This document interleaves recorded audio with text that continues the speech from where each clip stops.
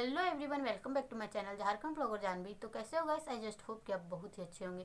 तो गाइस, आज का वीडियो मेरा ना कॉमेडी वीडियो है, ना फनी वीडियो, ना मिमिक्री वीडियो है। बहुत ही इम्पोर्टेंट टॉपिक आप लोगों के साथ मैं डिस्कस करने वाली हूँ और आप लोगों को मैं अपनी खुशी शेयर करने वाली हूँ। मैं आप लोगों को आज बता देती हूँ, आज मेरा चैनल शुरू करके 1 महीना 15 दिन हो चुका है और मेरा 15 दिन के अंदर 1000 सब्सक्राइबर कंप्लीट हो गया।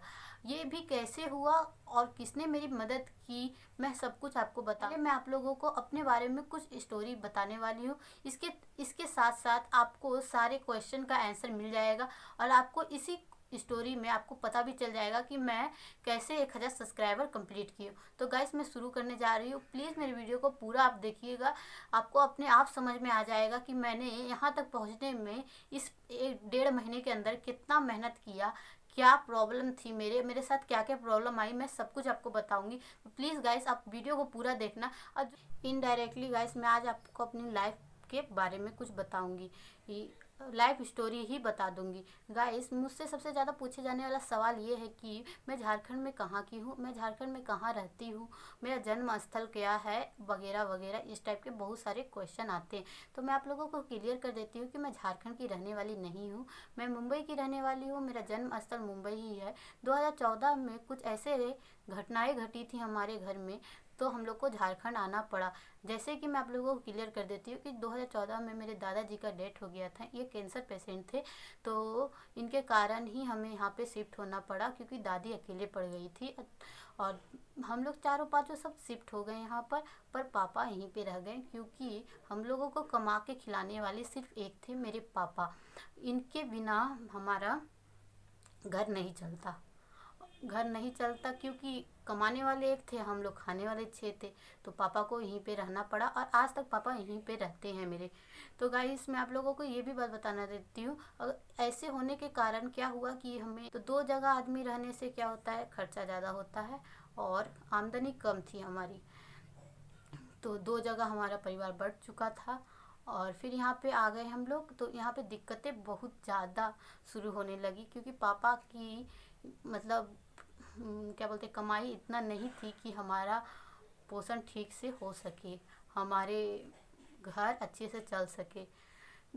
तो फिर भी जैसे तैसे मैंने यहाँ पे अपना 10 का एग्ज़ाम दिया, 12 का एग्ज़ाम दिया। पर 12 में जब थी तो ऐसा लगता था कि कुछ मतलब जैसे इंसान बड़ा होते जाता है तो उनको अपनी ज़रूरतें समझ में आने लगती है। तो लगता था कि नहीं, अगर मैं कुछ करूं तो मैं अपनी फैमिली की तकलीफ़ों को दूर कर सकती हूँ, अपने मम्मी पापा की तकलीफ़ों को दूर कर सकती हूँ। ये सब देख देख कर मैं कहीं ना कहीं मतलब लगता था कि ना कुछ करना ज़रूरी है, मुझे बहुत ज़रूरी है। अगर नहीं कुछ करूँगी तो मेरी मम्मी ज़िंदगी भर ऐसे ही रह जाएगी, मेरी बहनें हमेशा मेरी तरह ही हर चीज़ के लिए तरसते रहेगी।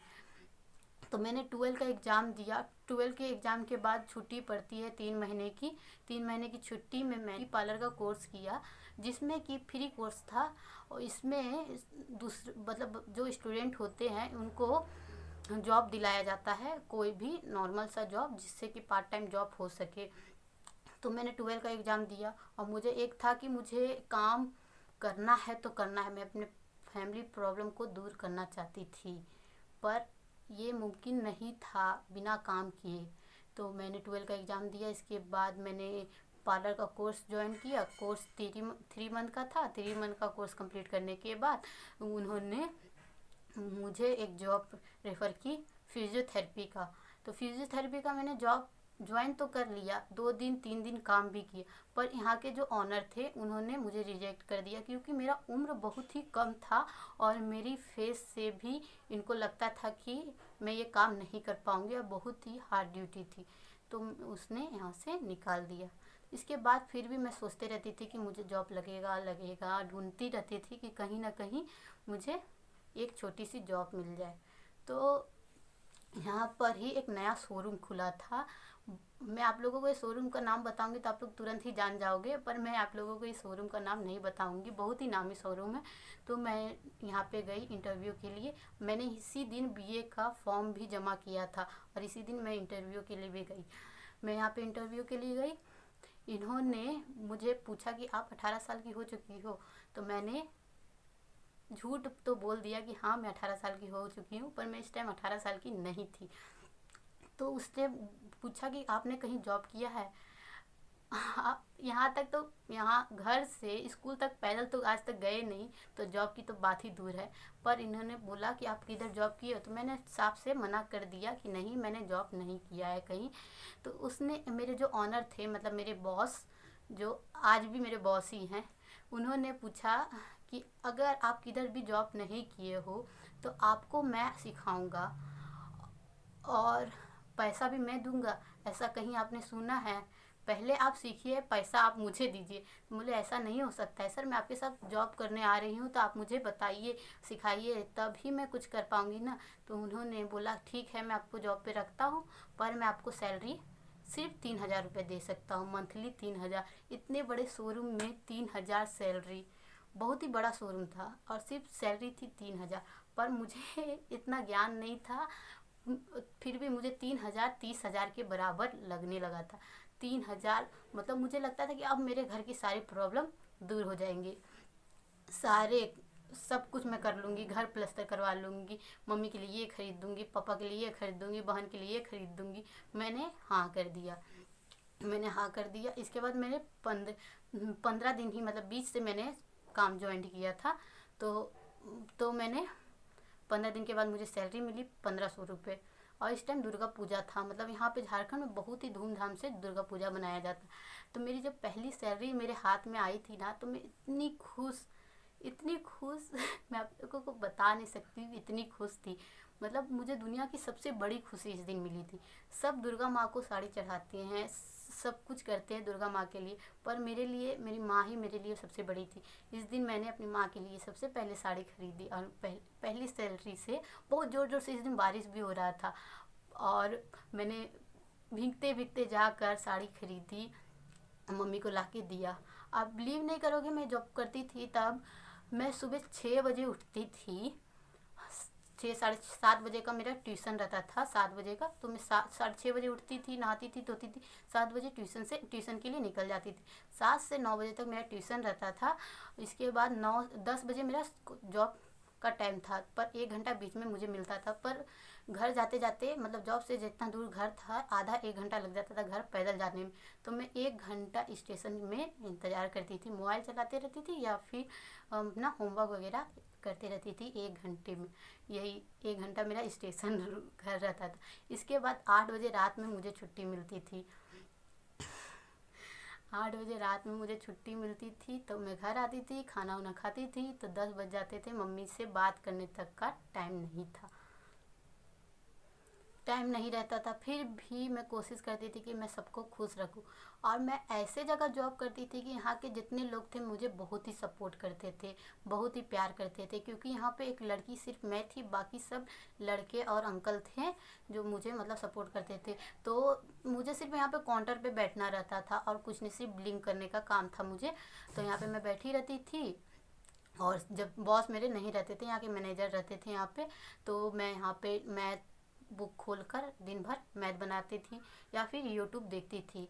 तो इस तरह मैं बुक खोलकर लिखते पढ़ते रहती थी। पर कभी कभी मेरे बॉस अचानक आ भी जाते थे, तो वो भी मेरा साथ देते थे, ऐसा नहीं है कि नहीं देते थे, पर इनका कहना था कि पढ़ाई और काम एक साथ नहीं हो सकता है। कहीं ना कहीं ये बात मैं भी मानती थी, पर मुझे पढ़ना भी बहुत ज़रूरी था। मैं इतना तो जान गई थी कि 3,000 में मेरा घर नहीं चलने वाला था। धीरे धीरे मैंने समझ लिया था कि 3,000 4,000 में मेरा घर नहीं चलेगा, मुझे पढ़ना बहुत ज़रूरी है। तो मैंने पढ़ाई भी कंटिन्यू रखा था, और धीरे धीरे मेरे बॉस ने भी मेरी सैलरी बढ़ा दी। ऐसा नहीं है कि मेरे हमेशा मैं 3,000 पे ही काम की हूँ, मैंने 1 महीने तक 3,000 पे काम की थी। इसके बाद मेरी सैलरी दुगनी हो गई, और मुझे अच्छा खासा सैलरी मिलने लगा। मैं आप लोगों को ये बात इसलिए बता रही हूँ कि ज़िंदगी में बहुत तरीके के प्रॉब्लम आते हैं, बहुत तरीके के उतार चढ़ाव आते हैं, पर अपने आप को कभी भी नकारा और कभी भी कमज़ोर नहीं समझना चाहिए। हमेशा मेहनत करते रहना चाहिए, कभी भी आपको कामयाबी मिलेगी ही।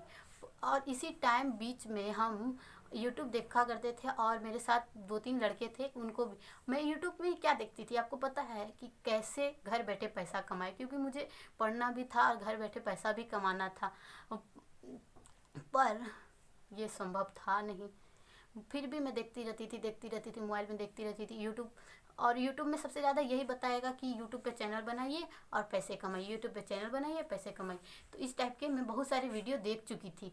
मैंने वीडियो देखने के बाद इस टाइप के वीडियो देखती थी, तो मेरे साथ जो बॉयज़ लोग काम करते थे, तो इसमें से एक लड़का था, वो मुझे हमेशा बोलता था कि ये सब फालतू है, नहीं हो सकता, बिना पैसे लगाए नहीं हो सकता, पैसा लगाना पड़ेगा, प्रमोट करेगा कोई तो तुम्हारा चैनल ग्रो होगा, नहीं तो नहीं होगा। फिर भी दिल में था उम्मीद, मेरे दिल में था कि मैं कर सकती हूँ, कुछ नहीं करूँगी तो मेरा ज़िंदगी ऐसे ही बीत जाएगा और लाइफ में कुछ नहीं कर सकती हूँ। फिर भी मैं यूट्यूब पे देखते रहती थी, फिर भी सोचते रहती थी कि होगा कि नहीं होगा, नहीं होगा, होगा। और फिर इसके बाद लॉकडाउन आ गया, हमारा सबसे बड़ा ज़िंदगी का सबसे बड़ा दुखद समय, इनडायरेक्टली बोले तो दुखद समय। लॉकडाउन आ गया, पापा भी काम से बैठ गए, मैं भी काम पर से बैठ गई, घर चलाना बहुत ही मुश्किल हो गया। फिर भी घर तो जैसे तैसे चल ही रहा था। फिर भी ये टाइम था कि मैं अपनी पढ़ाई को पूरी तरीके से कंटिन्यू कर सकती हूँ और यूट्यूब पे वीडियो भी डाल सकती हूँ। तो मैंने जैसे तैसे 1.5 महीने पहले चैनल बनाया, जैसे तैसे क्योंकि मुझे पूरी तरीके से नॉलेज नहीं थी, जैसे तैसे मैंने चैनल बनाया और मैंने सोचा कि मैं भी ब्लॉगिंग करूँगी, क्योंकि मैंने ब्लॉग के बहुत सारे वीडियो देख चुके थे, प्रिया दीप के, यूपी ब्लॉगर आराध्या के, इस टाइप के बहुत सारे वीडियो देख चुकी थी। सब बोलते हैं कि मैं इनसे जलती हूँ, पर दिल से बताती हूँ, मम्मी कसम खाती हूँ, मैं इन लोगों से बिल्कुल नहीं जलती हूँ। मैंने सोचा कि मैं भी ब्लॉगिंग करूँगी। मैंने कंटिन्यू 2 दिन छोड़कर मैंने वीडियो डालना शुरू कर दिया। झाड़ू पोछा, बर्तन, खाना, पानी, ये सब करने लगी, जबकि मैं घर में ये सब काम करती भी नहीं हूँ, फिर भी मैंने वीडियो डाला। व्यूज़ क्या आते थे, 1 2 3 सब्सक्राइबर थे, एक मेरे खुद के, एक मेरे 2 मेरे बेस्ट फ्रेंड के, इसके अलावा बढ़ते ही नहीं थे। 1 महीने तक ऐसे ही कंटिन्यू चलते रहा। पर इस महीने में मैं क्या करती थी आपको पता है, इस महीने में मैं सबके कमेंट में जाकर कमेंट करती थी कि प्लीज़ मेरे चैनल को एक बार प्रमोट कर दीजिए, बड़े बड़े यूट्यूबर जितने थे, प्लीज़ मेरे चैनल को एक बार प्रमोट कर दीजिए प्लीज़। मुझे लगता था कि मेरा एक यूट्यूब ही ऐसा जरिया है जिससे मैं घर बैठे कमा भी सकती हूँ और अपने तकलीफ़ों को भी दूर कर सकती हूँ, अपने मम्मी पापा के तकलीफ़ों को दूर से कर सकती हूँ। जो सारे सपने मेरी मम्मी ने देखे हैं, मेरी मम्मी के बहुत छोटे छोटे सपने हैं, बहुत सारे सपने हैं, पर मैं चाहती थी कहीं ना कहीं से इनके सपनों को मैं पूरा करूँ, और चाहती हूँ और आशा करती हूँ कि मेरे मम्मी पापा के सपने भी पूरे कर सकूँगी मैं। फिर मैं जितने भी यूट्यूबर थे, मैं इनके कमेंट में जाके कमेंट करती थी कि प्लीज़ एक बार मेरा चैनल प्रमोट कर दीजिए, मुझे बहुत प्रॉब्लम है, मैं अपनी फैमिली के लिए कुछ करना चाहती हूँ। सारे दिल की बात लिखा करती थी, पर निगलेक्ट, कोई रिस्पॉन्स नहीं मिलता था, कोई हेल्प करने के लिए तैयार नहीं था। फिर एक बार मैंने, एक रिद्धि सिद्धि मैम है, उनके रिद्धि सिद्धि एक चैनल होगा, आप ब्लॉगिंग का चैनल होगा, जाके आप देख लीजिएगा। इनके कमेंट में मैंने कमेंट किया और सारी बातें तक बोल दी कि मैं चाहती हूँ कि मेरी फैमिली की आर्थिक स्थिति सुधरे और मेरे मम्मी पापा के सारे प्रॉब्लम को मैं दूर कर सकूँ, क्योंकि बेटी होना बहुत बड़ा प्रॉब्लम है यहाँ के लोगों के लिए। मैं ये प्रूव करना चाहती हूँ कि मैं अभी तक ये चाहती हूँ कि मैं इन लोगों को प्रूव करके दिखाऊँ कि बेटी होना कोई बड़ी बात नहीं है और बहुत बड़ा प्रॉब्लम नहीं है, बेटी होना माँ बाप के लिए गर्व की बात है। तो मैं इनको कमेंट करने के बाद मैंने इनको बताया कि मेरे ये सब प्रॉब्लम है, प्लीज़ मेरा प्रमोट कर दीजिए। तो उन्होंने भी कोई रिस्पॉन्स नहीं दिया। पर इसमें एक मैम ने मुझे कमेंट किया, अपने में काबिलियत हो, इन्होंने क्या बोला सुनिए, अपने में काबिलियत हो और अपनी मेहनत करो तो तुम ज़रूर आगे बढ़ोगी। अब बहुत सारी बातें भी समझाई। इसके बाद ये मेरे चैनल पे आई, मेरे चैनल को सब्सक्राइब किया। मिशिका फैमिली चैनल वाला मेकअप लुक है, इसमें इनका कमेंट होगा, आप जाके देख सकते। उन्होंने बोला कि बहुत ही अच्छी कोशिश कर रही हो आप, और ऐसे ही कोशिश करते रहो, और कोई आपको प्रमोट करे ना करे इससे कोई फ़र्क नहीं पड़ता। अपने में काबिलियत हो तो आपको किसी के सामने भीख मांगने की ज़रूरत नहीं पड़ेगी। और मैं नहीं चाहती थी कि मैं आपको सब्सक्राइब करूँ, आप मुझे सब्सक्राइब करूँ, ये वाले चक्कर में पड़ना, क्योंकि ये सब मुझे अच्छा नहीं लगता था। इन्होंने मुझे बहुत ही अच्छे से समझाया। मुझे इस दिन लगा कि शायद मुझ में ही कोई कमी होगी, इसलिए मेरी वीडियो प्रमोट नहीं होती है, मतलब वीडियो वायरल नहीं हो रहा है। इसके बाद इनके कमेंट के बाद मैं आज तक किसी के भी कमेंट में जाकर इनसे हेल्प नहीं मांगी, क्योंकि मुझे लगा कि अगर मुझ में खुद में काबिलियत होगी, खुद में विश्वास होगा और खुद में भरोसा होगा मुझे, तो मैं ज़रूर कुछ ना कुछ ज़रूर कर पाऊँगी। इसके बाद मैंने सोचा कि अगर मेरे में काबिलियत नहीं है, मेरे में हुनर नहीं है, तो मैं कुछ नहीं कर सकती हूँ। दूसरे से कितना भी भीख मांग लो, कितना भी हाथ फैला लो, ये आपकी मदद नहीं करेंगे। क्योंकि वो भलो बोलते हैं कि आप मेरी फैमिली हो, आप मेरे लिए बहुत मायने रखते हो, ऑडियंस मेरे लिए बहुत मायने रखती है, पर आपको पता नहीं ये सब पोटने वाली बातें हैं। सिर्फ पोटा जाता है इससे और कोई हेल्प नहीं मिलता है। तो मैंने सोचा क्यों ना मैं ऐसा कुछ करूं जिससे कि मेरी वीडियो वायरल हो और इस टाइप की हुड़ ना मची हो यूट्यूब पे। जैसे कि ब्लॉगिंग के चैनल हज़ारों लाखों करोड़ों हैं और कॉमेडी के भी चैनल बहुत सारे हैं, बहुत सारे गेम्स के चैनल हैं। मैंने सारे चैनल को सर्च किया। सर्च करने के बाद मैंने सोचा कि मिमिक्री का चैनल बहुत कम है और ऐसी मिमिक्री जो यूट्यूबर पे की जाए ऐसी तो एक भी नहीं थी, मुझे नहीं मिला। तो मैंने यही सोचा और मैंने मिमिक्री करनी शुरू कर दी। मिमिक्री करने के बाद बहुत सारे चेले चपाटे इनके आए और मुझे बहुत गलत गलत कमेंट भी किए। पर मैं आप लोगों को आज एक बात क्लियर कर देती हूँ, मिमिक्री कॉमेडी इसलिए मैं करती हूँ कि जिससे कि आप लोगों को जो ज़िंदगी में प्रॉब्लम चल रही है इससे थोड़ी देर के लिए शांति मिले और थोड़ी सी स्माइल आए आपकी शक्ल पे, फेस पे यानी शक्ल पे। इसलिए मैं आप लोगों के साथ इस टाइप की वीडियो शेयर करती हूँ। मैं किसी को हर्ट नहीं करना चाहती हूँ। बड़े बड़े कॉमेडियन हैं जैसे कपिल शर्मा हो गए, भारती हो गई, बड़े बड़े अभिनेता अभिनेत्री और बहुत सारे सिंगर इनके शो में आते हैं, इनकी बेइज्जती करते हैं। इसका मतलब ये नहीं होता है कि इनकी वैल्यू कम हो गई, इनकी इज्जत घट गई, ऐसा कुछ नहीं होता है। सोचने वाली थिंकिंग है आपकी, आप लोग गलत सोचते हो इसलिए आप लोगों को ऐसा लगता है। मैं किसी को हर्ट नहीं करना चाहती हूँ, मैं बस आप लोगों की खुशी के लिए करना चाहती हूँ। हाँ, तब बहुत सारे लोग ये भी बोलेंगे कि इतना ही है तो कॉमेडी चैनल बना लो और 2-3 चेले चपाटे को लाकर वीडियो बनाओ, बहुत चलेगा। तो मैं आप लोगों को ये बता दूं, अपने खाने के लाले पड़े हैं तो दूसरों को कहाँ से सैलरी दोगे। फोकट में कोई काम नहीं करता है, ठीक है। फोकट में कोई काम नहीं कर देगा आपका और ना ही आपकी मदद तक करेगा। आपको मैं ये भी बता दूँ, मैं वीडियो बनाने के लिए यहाँ तक मेरे पास एक भी सामान नहीं है। ना अच्छा मेरे पास हेडफोन नहीं है, ना मेरे पास ट्राइपॉड है, ना मोबाइल है। मोबाइल भी मेरे पापा का है, ये भी कब तक मेरे पास रहेगा ये भी मुझे नहीं पता, कि जिस दिन मेरे पापा मुंबई जाएंगे तो मोबाइल लेके जाएंगे। और ना ही मेरे पास अच्छा बेडरूम है। आपको पता है ये जो मैंने लगाया है बाहर का पर्दा है, पीछे देखिए कैसा बैकग्राउंड है, आप लोग देख ही चुके हैं। मेरे पास एक पर्दा तक नहीं है ठीक से लगाने के लिए। तो आप सोच लीजिए कि मैं कहाँ से चेले चपाटे को जमा करूँ और कॉमेडी वीडियो बनाऊँ।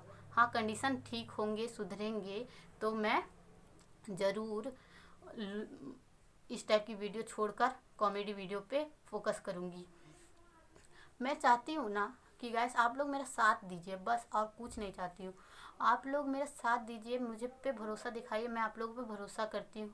आप लोग ही मुझे आगे बढ़ा सकते हो, आप लोग ही नीचे गिरा सकते हो, इसके अलावा मैं कुछ नहीं बोल सकती हूँ।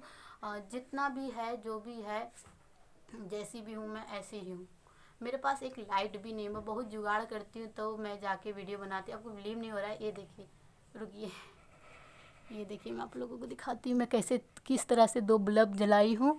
इसके बाद यहाँ पर वीडियो शूट कर रही हूँ और ये भी मैं एक पैर मारूंगी तो पूरा मोबाइल हिलेगा। ये देखिए हिल गया ना। इस टाइप की तो मेरी लाइफ है, पर फिर भी हैप्पी हूँ ना। इसी तरह की आप लोग भी मैनेज करना सीख लीजिए। जिनको लगता है कि मेरे में काबिलियत नहीं है वो भी काबिल बन सकते हैं। तो गाइस मैं आप लोगों को ये बताना चाह रही थी कि जो नए यूट्यूबर हैं ये सोचते रहते हैं कि दूसरे के कमेंट में आके कमेंट करने से, लिंक डालने से वीडियो वायरल होती है, तो ऐसा नहीं है। तो मैं आप लोगों को बता दूं, मैं 15 दिन के अंदर 1000 सब्सक्राइबर कंप्लीट हो गया, मैंने जब से मिमिक्री वीडियो डालनी शुरू की। ये सब ब्लॉगिंग पे वीडियो नहीं वायरल नहीं होती है, क्योंकि इस टाइप के बहुत सारे वीडियो पहले से यूट्यूब पे हैं। और हमारे साथ होता क्या है, जिसके ब्लॉग हम देखते हैं उनका ही आवाज़ हमारे कानों में फिट हो जाता है। तो कानों में फिट होने के बाद दूसरे का ब्लॉग हमें देखने का मन नहीं करता है, चाहे कितना भी अच्छा हो, जब तक इनको हम अच्छे से जान ना लें। यही होता है, इसलिए आदमी दूसरे को ब्लॉग नहीं देखता है। तो आई होप कि आपकी शिकायतें दूर हो चुकी होंगी और मेरी वीडियो आपको पसंद आएंगी तो प्लीज़ यार एक लाइक कीजिएगा। मैंने अपने लाइफ के बारे में आधी अधूरी बातें तो आपको बता ही दी हैं, पूरी बातें मैं नहीं बता सकती। मेरी ज़िंदगी बहुत ही टफ है और मैं ब्लॉगिंग इसलिए नहीं करती हूँ क्योंकि मेरे बहुत बोरिंग ज़िंदगी है, तो इसलिए मैं आप लोगों को अपने साथ बोर नहीं करना चाहती हूँ। तो गाइस वीडियो पसंद आएगा तो क्या करना है आप लोगों को पता है ना, लाइक कीजिएगा और नेक्स्ट कॉमेडी के लिए आप तैयार रहिएगा, क्योंकि बहुत ही धमाकेदार वीडियो आने वाला है इसके बाद। तो प्लीज़ यार सपोर्ट करना और मेरे साथ